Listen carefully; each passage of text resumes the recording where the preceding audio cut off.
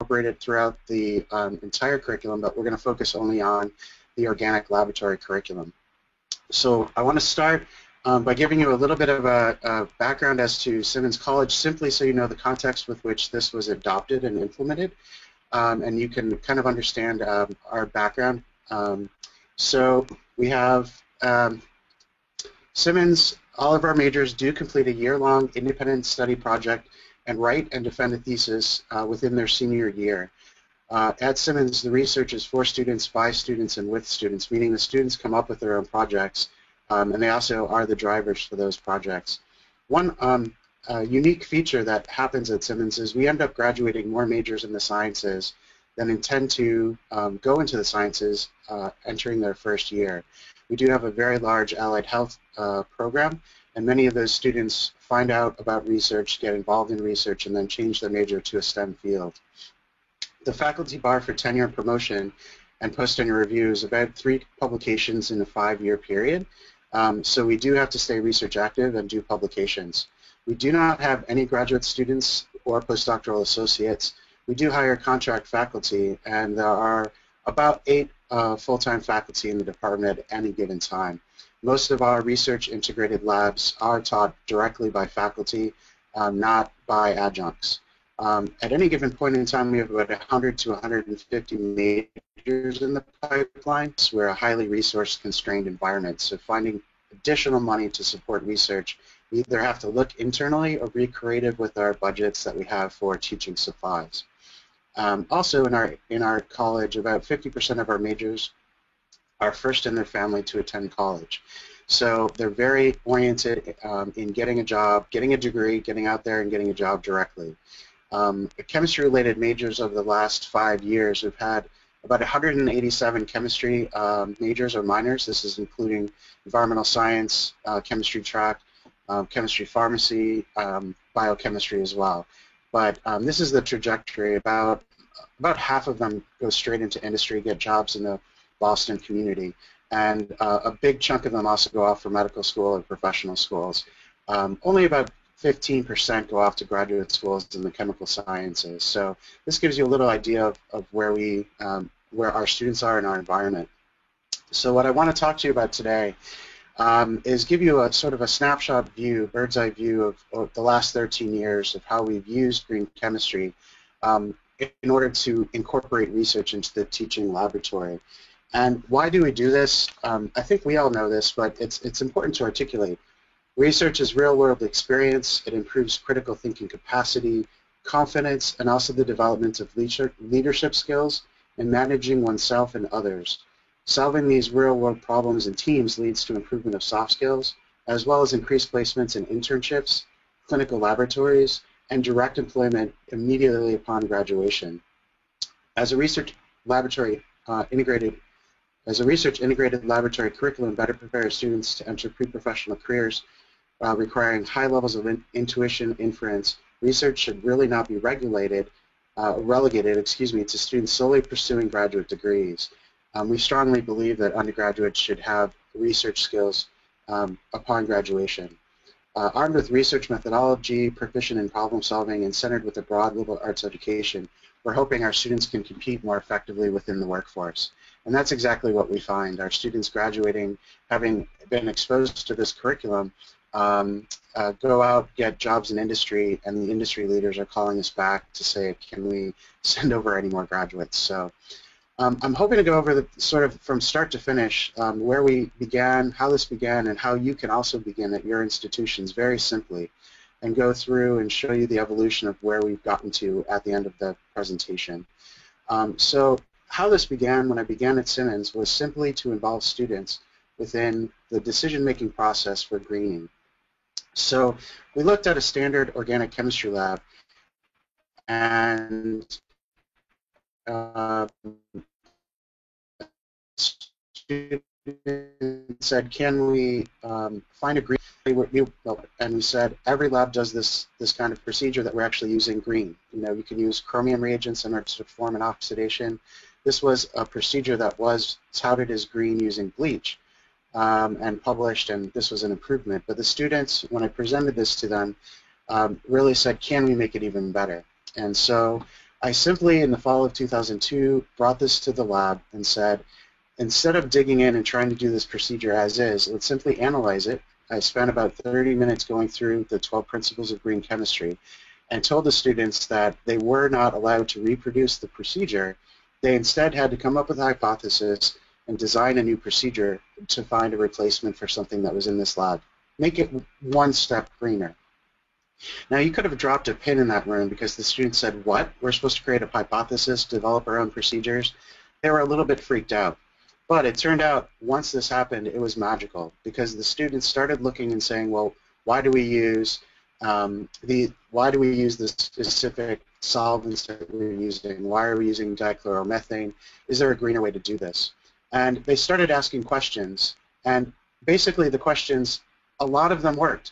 Students found an entirely new procedure online, and over the subsequent 3 years that we worked on this, students started finding ways, testing their hypotheses, coming up with questions, and they over the course of the time, they've replaced the bleach with a solid manganese dioxide reagent, and over time the questions evolved, and one student would learn from other students in other laboratories about what was working. As they changed, they kept asking questions, and the procedure evolved over these 3 years. So they were basically given one lab in order to design a procedure, the second lab in order to test it, and the questions that they asked, the green ones here I'm showing, were ones that worked. And it's not important, but you can see that the students actually were able to develop their own hypotheses, develop short little procedures to test their hypotheses, and implement them within the lab. Some of the most interesting questions came outside. Can we cancel the rest of the semester and continue working on this? Why haven't we seen this earlier? Why isn't every lab a green chem lab? And actually, once they learned the principles of green chemistry, every lab that we did after this experience in Orgo 2, the second semester of organic, the students are questioning everything. Why, well, I thought you said this reagent wasn't green. Why are we using it? So it was a little bit dangerous in the sense that they became critics and asked a lot of questions, which is a great thing. Some interesting facts as well. Students said, why is this separate from regular chemistry? Shouldn't everything be green chemistry? And this was simple. We just handed the students the 12 principles, gave them a procedure that wasn't green or wasn't fully green, and asked them to develop procedures. Over the course of those 3 years, what happened was a student took this outside of the teaching lab, joined my research lab, and then continued to work on it. It turned out she developed a procedure,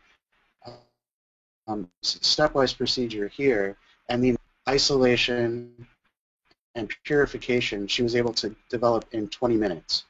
She eliminated all solvent from the entire procedure, and this was a building up over those 3 years worth of research, and was able to do this within effectively 20 minutes. She was able to get about an 85 to 92% yield consistently, and also the product was much more pure than we isolated by sublimation before. So this yield is really high for this Borneol extraction. The Borneol oxidation, you can see that the camphor we yielded was around 90%. And typically this is a procedure that students get 5 or 10% yields. And what happened with this was the students were now able to spend the rest of the time in lab characterizing and using other methods rather than just simply focusing on the synthesis. So this was a really big smash hit. The unanticipated outcomes in engaging with this curriculum was that there was a high level of student engagement, personal accountability, engagement within research and the scientific method, increased enthusiasm for chemistry research, and a real concern about chemical safety and disposal.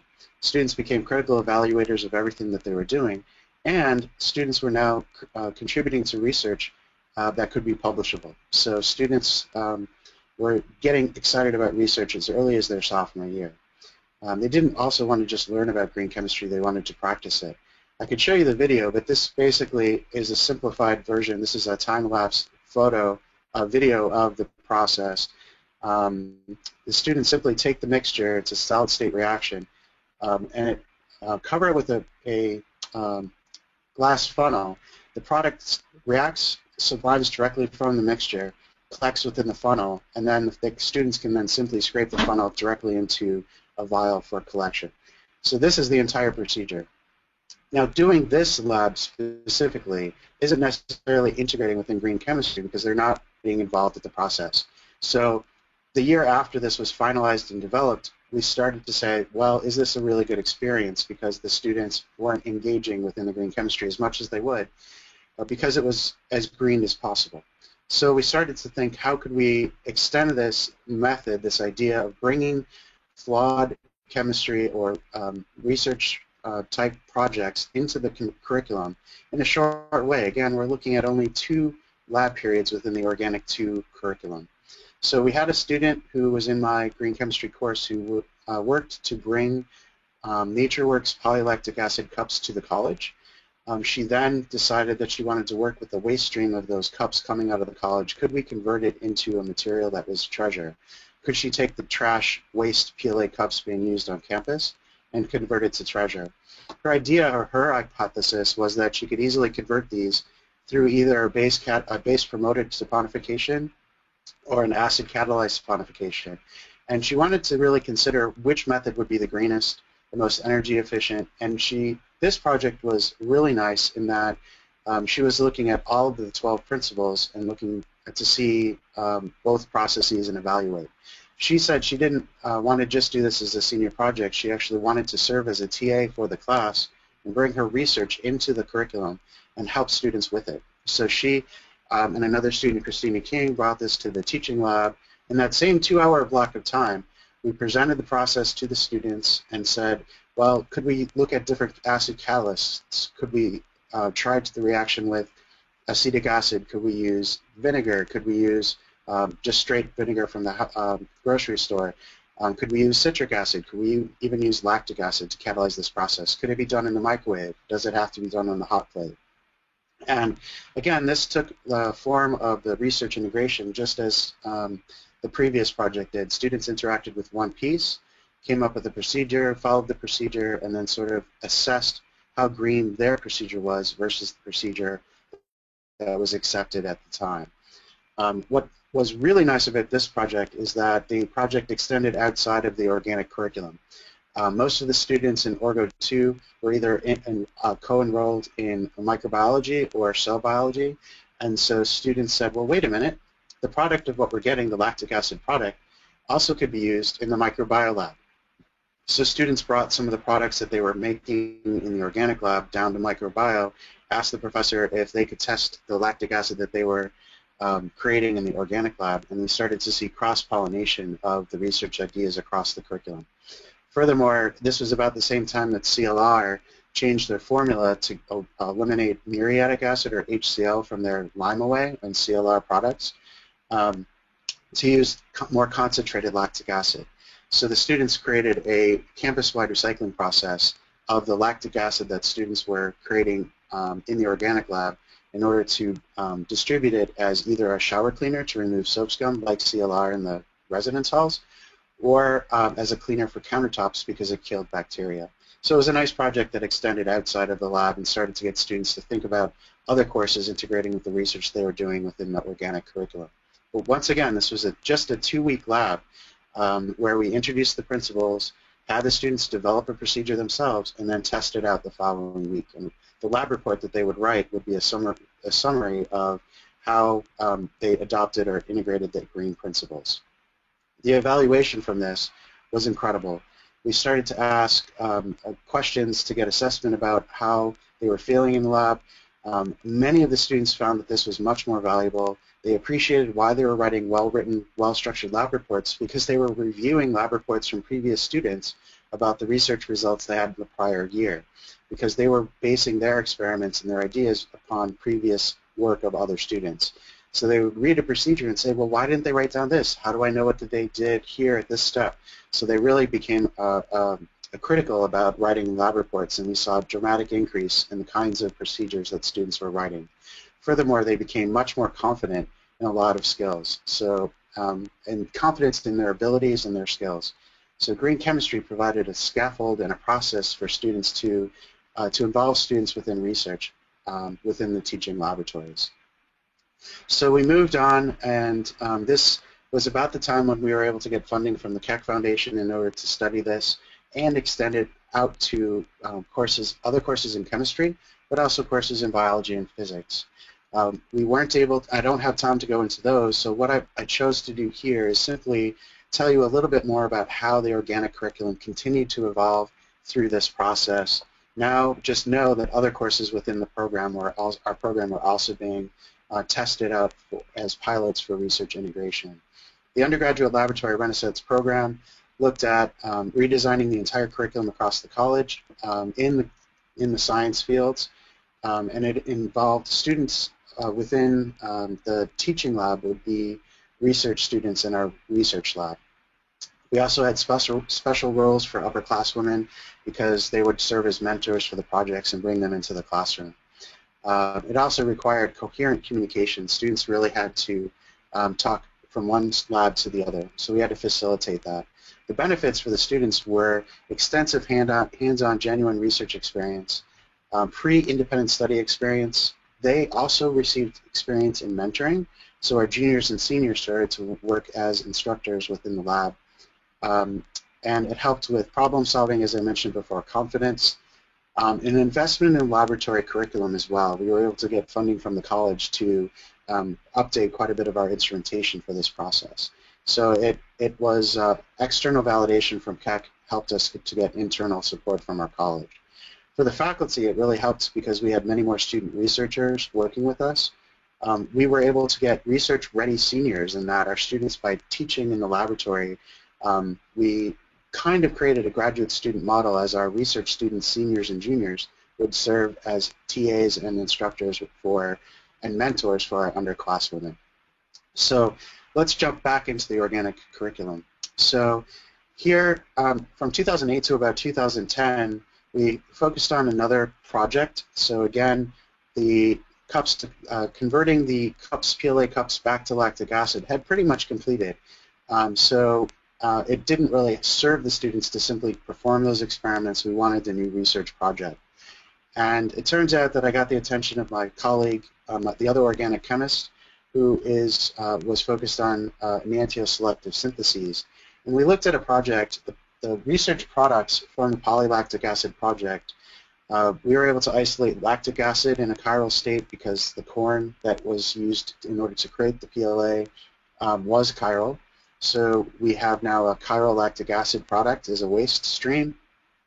We also were able to discover a partially digested polylactic acid solid material, so oligomeric PLA.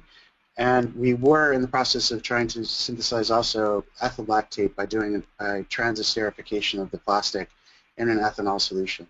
So we looked at, can we put a project where we're using the waste PLA into the curriculum and then use it for a solid state asymmetric reduction of a ketone. And we said, so this is sort of our idea. We took the project and we wanted to map it out. So now we're transitioning into a case where we looked at simply a 2-week lab being subbed out to overhauling the entire organic curriculum. This might be a bit much and you might think this is really hard, but let me show you some steps that we took in order to look at this holistically. So we started with the Organic 2 curriculum. We went from 2 labs now to basically the entire semester of Organic 2. How did we map this onto the course? Well, we looked at the concepts, techniques, and methods that were fundamental to the course. What did we need to teach students in Orgo 2?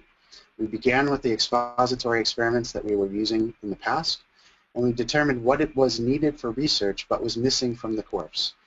We mapped the PLA research onto Organic Chemistry 2, and then we started to think about what was needed for research but was missing from previous courses in order to train them to do this work. So let's look at the expository experiments that we were doing for Orgo 2 at the time. A substantial amount of Orgo 2 you spend solving unknowns and using IR and NMR in order to characterize those. And then the remainder of the semester we would do additional syntheses, isolations, and characterizations. You may have done aldol condensation, Grignard reagents, things like this. This was our curriculum at the time. And deciding what was missing from the research, we realized that we did not teach the process of unknown determination independent of a scaffold. They could follow procedures, but if they didn't have those descriptive procedures, they would have difficulty. Also, a lot of our students could not apply any of the techniques from Orgo 1 that they learned. When we said, well, we're going to do a distillation, they said, well, isn't that just for separating cyclohexane from toluene? Or if we're doing TLC, well, isn't that just for analgesics? They weren't able to disconnect the a procedure that they were doing from the technique for the application. So Orgo 1, the students seemed disconnected from Orgo 1 and Gen Chem. They never extended the knowledge. They also could not follow a literature procedure to perform a synthesis. They had to have everything perfectly laid out for them. And in fact, as chemists, we spend the majority of our summers trying to perfect the lab curriculum and writing out a lab manual so that it's absolutely perfect so our grad students can teach it without thinking very much. And the students also didn't know how to search the literature for their own procedures. And they had no idea how to share data. Nobody would do that in a standard organic curriculum. So mapping the research out in Organic 2, we said, well, we still want to do identification of an unknown, but now we're going to focus it on specifically a ketone without telling them that fact. Part 2, we said, let's then work on the solid-state reduction of a ketone, not in an asymmetric way, to give them the fundamentals of how to do the solid-state reduction first. And they would use the ketones that they spent the time identifying within Part 1. In Part 3, then, we introduced the asymmetric reduction. We would give them a procedure, but we're telling them now they have to, in some way, use the material that we were generating from the lab. So was it either lactic acid or the solid oligomeric PLA? They had to use that within this asymmetric reduction. So the new design, basically, we did not teach the process. How did we fix this? Well, we threw out the lab manual. And we said the students had to go out and find their own procedures. Students also had no idea necessarily about material safety data sheets or proper waste disposal without looking at the lab manual. So we had the students create a list of all the chemicals they could use in the stockroom and rank them according to greenness through a scale that they created. The fact that it was disconnected from Orgo 1 and general chemistry, well, we said, all right, we're not going to prepare any reagents for you. You have to plan what to scale and calculate all the reagents. So instead of making specific solutions of sodium chloride, sodium hydroxide, they would have to prepare them and come with their own procedure, which forced them to do the calculations and also saved us from having a prep chemist. They didn't have a collaborative setting, so we created a wiki so that they could communicate the data and information and share among different lab sections. So basically, we went through these processes. We looked at the old labs and looked at new labs, and we looked at the goals for skills, the learning goals for concepts, and we realized by doing this process, by sort of looking at the old labs and new labs, that we were finding that we were not having students work on any capabilities. So we sort of shifted the focus of the old labs moving to the new labs and saying we needed to teach students the skills of, in a research setting, compare different methods, compare data, assess tests, and do the more evaluation. And so what we found was no matter what lab we were doing, we would shift from just looking at skills and go more into capabilities. And so this is one way we mapped it out.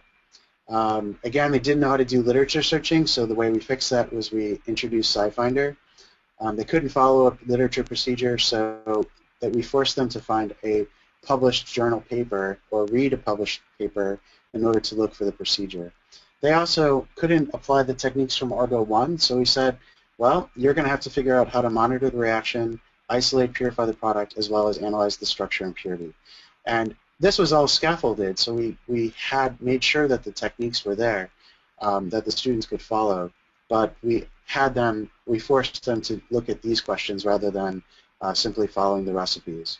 So the last step we did for this was we looked back at Organic Chemistry 1 and said, how could we support the students in this environment? What did we have to teach them in Organic 1 to make sure that they were prepared for this experience?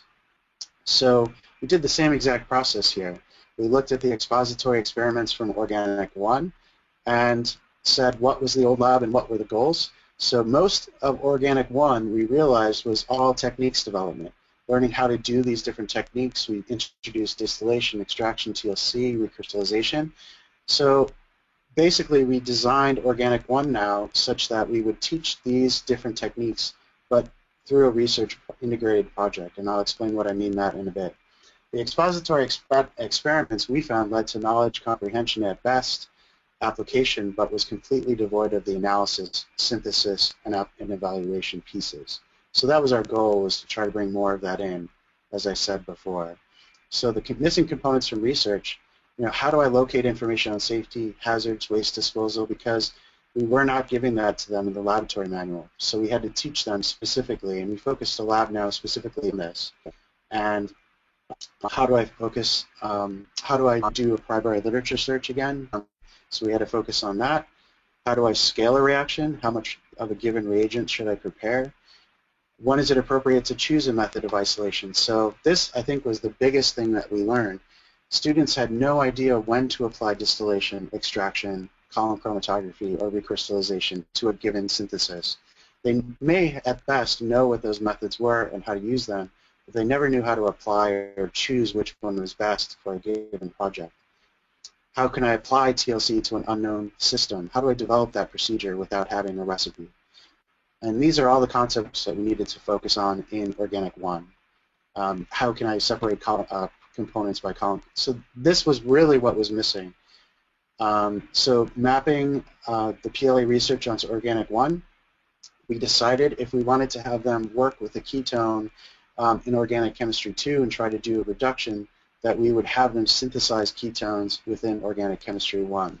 So we focused on starting alcohol, converting it over to an alkyl halide, doing a Grignard reaction in order to convert that to an alcohol, and then doing an oxidation to make the ketone. And teaching them the techniques that I just mentioned in order to do this entire process. So part 1 of the class was preparation for research, the literature searching, the stockroom, a generation of the inventory list, as well as the greenness ranking. And then we focused part 2 on the synthesis, isolation, purification, and characterization of the alkyl halide. Each student would work in, we had different alkyl halides that they would work with so that everyone wasn't doing the same procedure. And then part 3 was focused on synthesis, isolation, purification of the secondary alcohol through this Grignard reaction.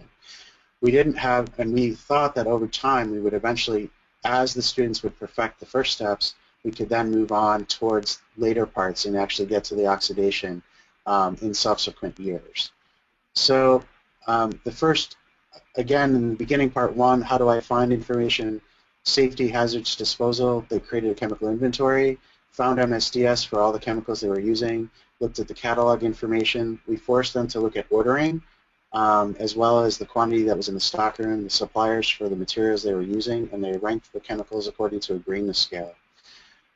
What is the literature? How do I find procedures? We developed a full week procedure within the lab where they had to locate the procedure within SciFinder, and we required that it be a primary reference and not Google it. How do I scale the reaction? Well, we told students, we want you to make 5 grams of the alkyl halide, so modify your procedure to do a scaling, and we spent an entire week in Orgo 1 teaching them how to scale and working with the students to do the calculations. We also said we're not going to prepare any reagents for you, so the students had to think about the reagents they would need for the not only the synthesis, but the isolation and purification as well. And that was a whole week. We just talked about scaling and calculations. And then they had to think about how to isolate the material and design that distillation for their starting alcohol. We also had them characterize their process, how efficient their distillation was by GC to look at the purity of the alcohol. So in part 2, they performed their synthesis, they did the liquid-liquid extraction, they characterized GC, and then they characterized the pure product again by GC. In part 3, the last part, the third part of Orgo 1, they performed the Grignard reaction, which was more skilled. They had to do the isolation and analysis by TLC, and then they had to think about how to purify and characterize their product. So we had one lab where we taught the students IR, and they all prepared their own samples, and then measured the IR spectrum themselves with TA support.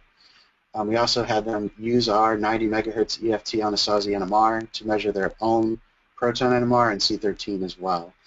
What I found very interesting is we used to do Grignard reactions, and students often would get, 1 or 2 of the students would actually get the Grignard reaction to work.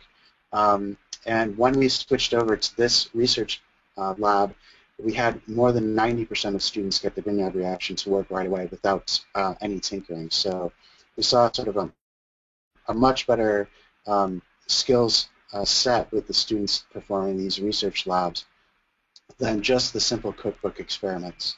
So going into a little bit of analysis, this is a lot heavy on procedure. Let's look at analysis of what we saw within the students. So we looked at the quantitative assessment of learning gains. We did a pre and post exam. Was one method of assessment to assess how they were on the skills. So in Orgo 1, we looked at the different skill sets. So we looked at post-2008, which was a non-research and integrated laboratory, and those are in red. And you can see after taking the non-research integrated lab, this is how students performed on the exam. We gave this test pre-2009, which was before students were into, doing the research lab, as well as after they did the research lab. You can see in almost every one of these cases that the performance in Orgo 1 after doing it in a research style fashion was all improved as opposed to they were before the class, but also improved compared to the previous year where we didn't do the research integration.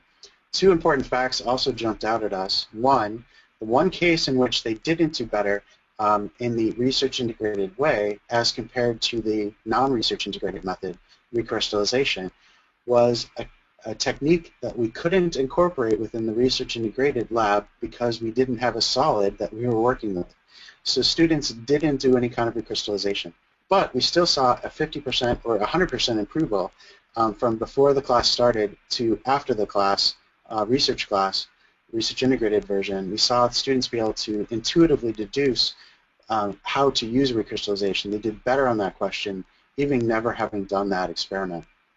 Another really important factor I want to point out was in 2008 we had students perform an enantioselective separation, purification.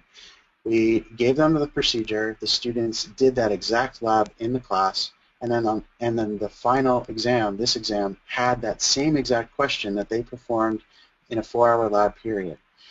In 2009, we didn't talk about enantiomers. We didn't do that lab. We simply performed and we talked about the research that we would be doing over the whole course of the semester that had to do with preparing enantiomers in the lab and the synthesis in a research method. And we found after simply the research integrated lab, nearly 30% of students could answer the question correctly, never having done the lab, as opposed to the previous year where less than 10% of the students could answer the question after spending 4 hours doing that exact experiment within the laboratory. So we found that student performance as well as critical thinking increased through this research integrated idea, even when concepts were not explicitly discussed or covered in the laboratory. We continued to do this, and we saw dramatic improvements over subsequent years as well. The pre and the post data consistently showed that students were getting quite a bit out of this research integrated environment. So students' performance increased throughout the program. Written and laboratory was another way. We did an in-lab and written practicum, and we found that students were doing quite well within this curriculum as well. Comparing the data, we used the ACS Standardized Organic Exam, the 2004 version from 2005 through 2009. One thing I can point out is that the research integrated curriculum did not affect performance within the class. In fact, we saw for the first time, once they experienced the research integrated curriculum, at the end of Orgo 2, students' critical thinking abilities, we saw evidence of that improving here within spilling over into the lecture, because we do not have time to cover Diels-Alder chemistry within Orgo 1 or 2.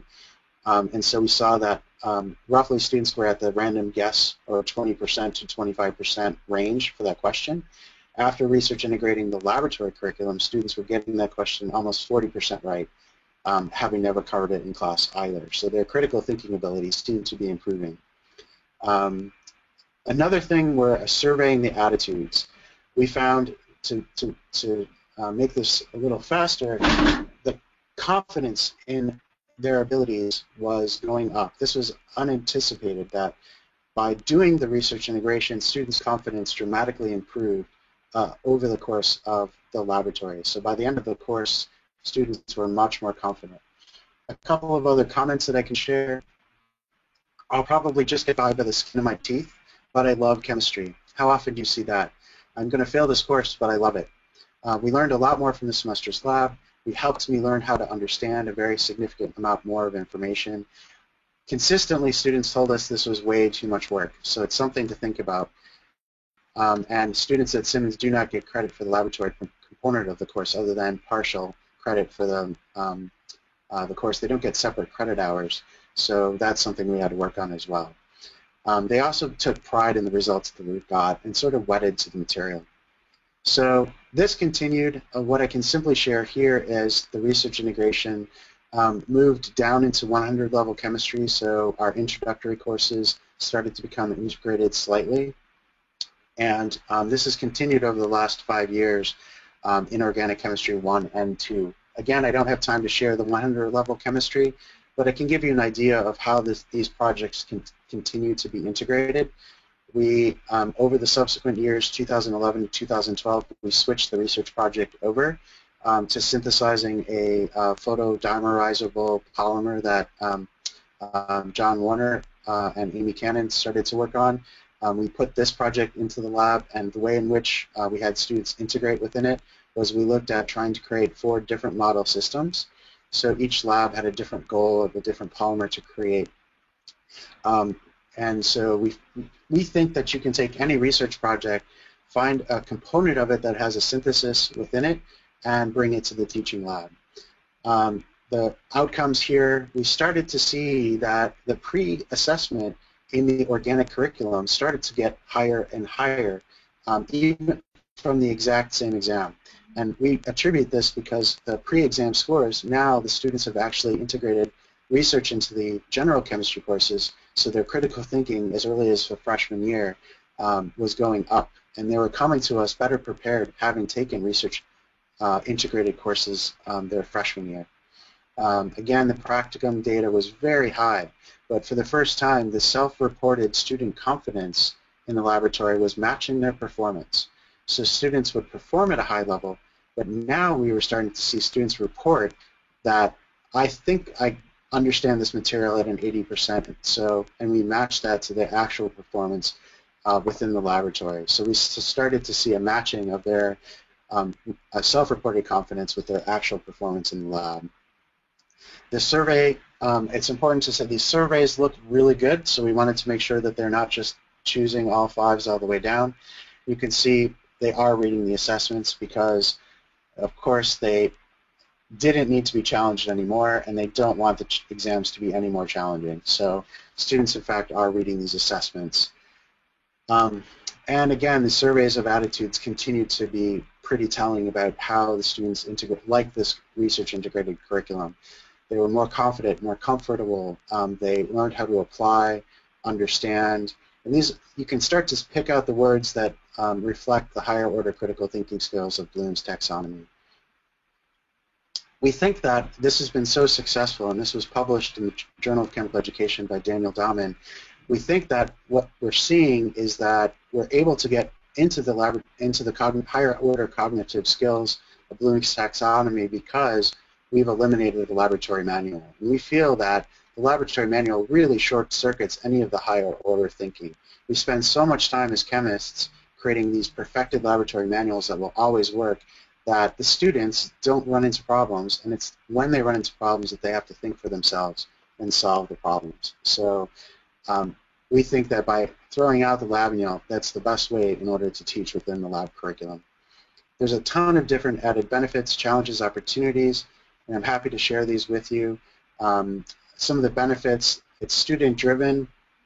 Many of our students teaching and instrumental assistants within the classroom are our independent study students, so you get more face time with your senior students without having to spend additional time in the lab.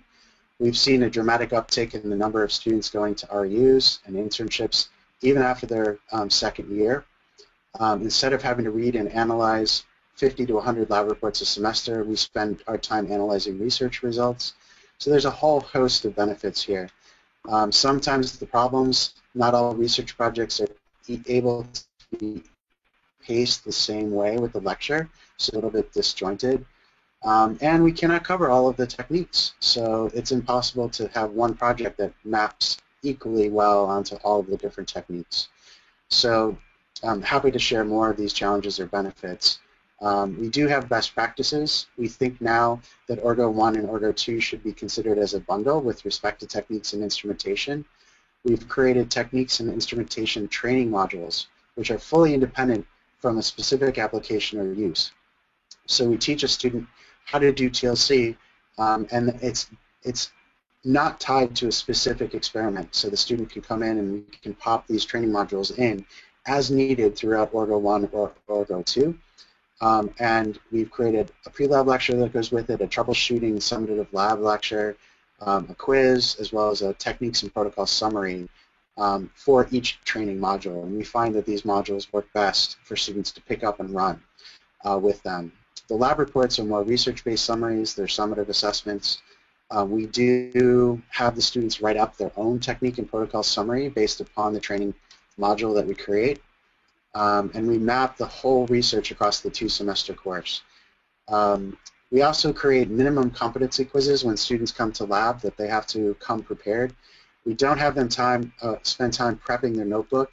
We simply have them bring all of the materials that they need in order to perform the experiment, and then take a quiz to make sure that they have come prepared. The techniques and protocols that we have these modules for are shown here, and that enables us to do pretty much any kind of research within the organic curriculum. And we're happy to share these as well with anyone who's interested in seeing the kind of way we structure these. So in conclusion, I just want to say we have done an entire course, and we think that might be the way to go. We find great success with it. We've taken 2 other research projects that I haven't shared and been able to do this and achieve publishable results with the material that we get from the lab. But if you're just starting out, keep it simple. I would say introduce the students to the green chemistry principles and try to tackle one lab that you currently do in the lab. Just extend it to being 2 days or 2 lab periods instead of 1. Let the students' interest drive the innovation. If the students are very excited about it, you'll find that they'll help you in thinking about these ideas and driving the process. Also, all here to help. We're very interested in making sure everyone feels supported in this environment. So reach out for help, and we're happy to share our models and best practices. I think it's also important to embrace failure. I think students learn best when procedures fail and they need fixing. Some of the best lab environments and the biggest learning happen when you bring a lab curriculum in and you all, or a failed lab in, and you all work to improve it and fix it as a group, rather than spending time just simply performing a procedure that is perfect. And I would say spend more time scaffolding the projects instead of prepping chemicals and writing perfect laboratory manuals. So I have a bunch of people to thank here, but I also want to leave time for questions and thank everybody for attending the seminar. So I'll go ahead and turn it back over to Amy at this time. Wonderful. Thank you so much, Rich. That was a great overview, and I love the embrace failure message. That's a great idea. As we know, green chemistry is a process. Thank you, and that's just amazing changes in student performance and skills, by the way. So if you do have questions, please type them into the question box on your control panel. And we do have a couple here that have come in so far for you, Rich. And one of them I think you might have addressed in one of your last slides, but do your students pursue independent undergraduate research at Simmons, and have you noticed a difference in the skills and preparation for the students who have gone through this new integrated curriculum? Absolutely. We have all of our students are required to do independent study projects. What we found over the course of the last several years of doing these projects is they're much better at coming up with their own ideas and pitching projects to professors in order to get a lot of students are now finding that they're in my research group as a junior right after completing organic, and they'll work on their research project testing out ideas as a junior and then have a huge amount of research already conducted and completed by their senior year. And they spend a lot of their senior year then mentoring other students on their project, getting help with their own project while they're mentoring underclasswomen. So we have about 15 to 20 students that do theses in our department every semester. Wow, that's great. That's wonderful. Another question for you. You mentioned a greenness scale that the students use. Can you tell us more about that? Do the students develop it themselves, or do you give them guidelines? A little bit of both. The students made it super simple, and they looked at the hazards and sort of the risk statements and the safety statements from the MSDS to create a very basic scale. These are relatively good, relatively bad, or really bad kind of a scale. I'm happy to share that. We have tried to develop a metric system for analyzing those based on the NFPA Diamond. So there's a bunch of different models out there, but we don't have a specific metric that we have them use. It was more in the beginning the student-designed, student-developed metric, and it's evolved over time. So there's a couple of different models that we have. Okay, great, wonderful.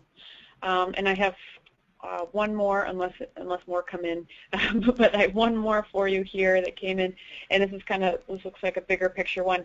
How easy or hard was it to get your department on board with green chemistry, and did you encounter any resistance?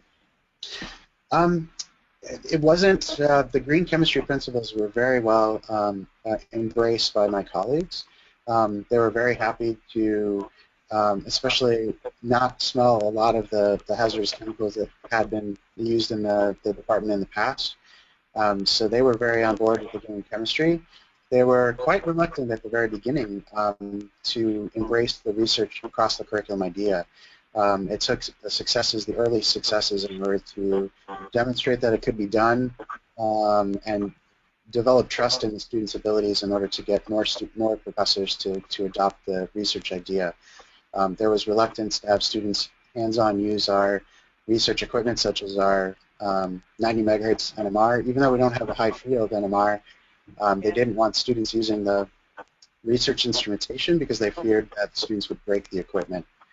So once we could show that they weren't, then it started to catch on, and other professors started to see the real benefit of it. So now I would say probably 80% of the faculty in our department do some form of research integration within their courses.